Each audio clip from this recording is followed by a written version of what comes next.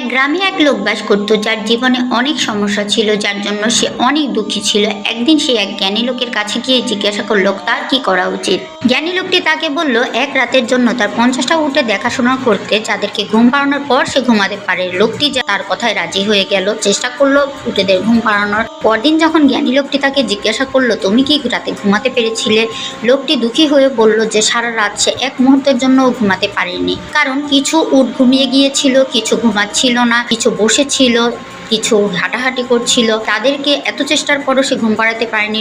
জ্ঞানী লোকটি হেসে হেসে বলল আমি যদি ভুল না করে থাকি তাহলে তুমি বলতে চাইছো কিছু উট নিজেই ঘুমিয়েছিল, কিছু উট বসেছিল, কিছু উট তুমি এত চেষ্টা করার পরও তারা বসেনি। সারা রাত তারা দাঁড়িয়েছিল, হাঁটাহাঁটি করেছিল, এক সময় যখন রাতে ক্লান্ত হয়েছে তখন ঘুমিয়ে পড়েছে, তাই তো? লোকটি তাকে বলল হ্যাঁ, ঠিক তাই ঘটেছিল।